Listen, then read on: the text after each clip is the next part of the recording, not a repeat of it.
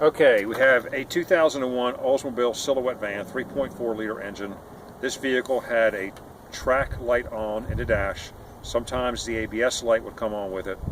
When we turned on the headlights and hit the brakes, we would get the turn signal lights to, they would light up dimly in the dash. So we scanned the ABS module and we came up with a C1295, which is a stop lamp circuit problem. So we're going to show you what we found to fix that problem.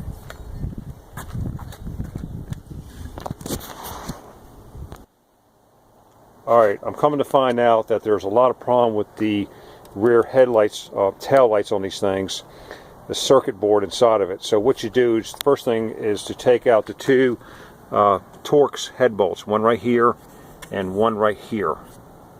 There's two of them in there. You can see them right there. Take a 30 Torx head socket and pop those two screws out. Okay, now I'm actually working on the left hand side. That was a problem on this van. I took the screws out. Basically this thing will come on out, and you got to pry it out. It's a little tight, and once you pry it out of there, it's kind of work the back side of it here, this side right here, kind of work that out of there. And when you get it out, it's got two studs right here, as you can see. See if I can get it right here so I can show them to you. These studs right here that kind of hold it in. To get the assembly out, it's going to kind of look like this right here. And the next thing you do is unplug the connector right here. It's got a tab on the front. You unplug that, and then you disconnect the assembly from the car. All right, once you get your connector right here unplugged, this is what you're going to be working with right here. This is the tail light assembly. Now, you know, the easiest thing to do is you just can get by the whole assembly here and replace it, and that may fix the problem. If you can narrow down to which one's not working. What was going on with this van is when we hit the brake lights, the lights on the left side were not working right. And when you turn the turn signals on, the brake lights were dimly flashing. So we knew that this was the side that was bad, and what we actually did is we took the right side loose and plugged it into the left side, and it didn't do it. So we narrowed it down to the this side of the van, the passenger side was the problem. So we took the driver's side loose and plugged it into the passenger side, and it worked fine. So we knew the passenger side assembly was bad. Okay, what I did is I unclipped it. It's clipped right here. I unclipped each 4 clips, one on each, 2 on each side, and I got the whole assembly out, and I've already done it. Let's speed things up here. And when you do that, this is the actual circuit board right here that holds the 4 bulbs.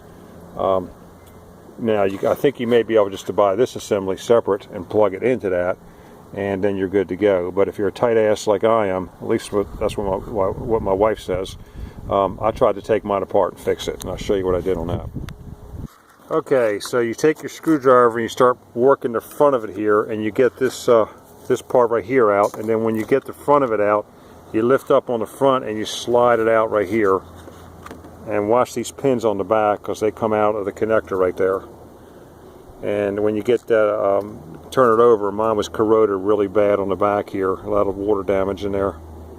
And what I did is I just cleaned it up real good.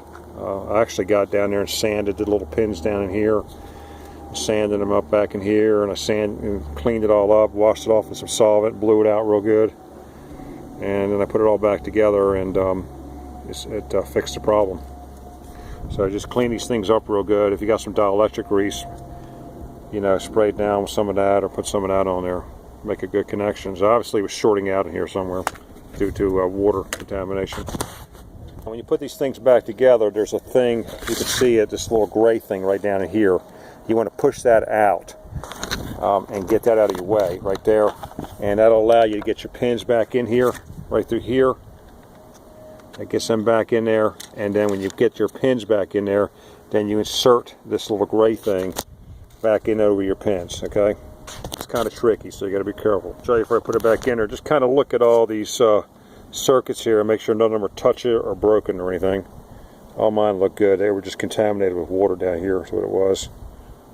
So check all that stuff out. Make sure I clean my pins ends real good too on the end right here. Cleaned all those up.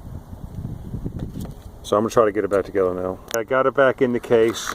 Basically I just kind of slid it in. I just slid this side in first and then tapped in this side right here. So I got my pins down in there. Now what you do now is you get your little gray thing right here, and it goes in like this, the way I'm holding, the way it is laying here, just like that. And you put that in over your pins. You can see that. Let me turn it around the other way. The sun's got it. Alright, so that's the way it installs right there. You see your pins right there. Let me see if I can get that in. That's kind of tricky too. Okay, we got that back in there. It wasn't a real big deal this time. As you can see the pins and the little gray thing that kind of lines up the pins. So now we're going to put our bulbs in and clip it back into place. Okay, what I did actually is I actually put the bulbs in and plugged it back up before I stuck it back in the lens just to make sure it worked. And then once I realized that the problem was resolved, I went ahead and did a final assembly. Let's check it out and make sure it works. Okay, I still got the ABS light on, the track light on. I haven't cleared the codes out yet. But what was going on with mine is I don't know why that park light's blinking on the video. It's not blinking. It's not blinking in the car. It must be the way it's being filmed. It's not blinking in the car. But anyway, what was going on before is when I had the headlights on and I hit the brake lights, the turn signal lights here and here would dimly light up. And when I turned on the right turn signal and I had the brake pedal depressed, it would blink real fast. And it's not doing that now. It's blinking normally. And then when I let off the brake pedal, it would blink normal, like it's doing now. If you can see it. I think the sun's got it right there. But when I hit the brake pedal like I'm doing right now, it would blink really fast. When I let off, it would slow down. So I kind of knew it was the right side.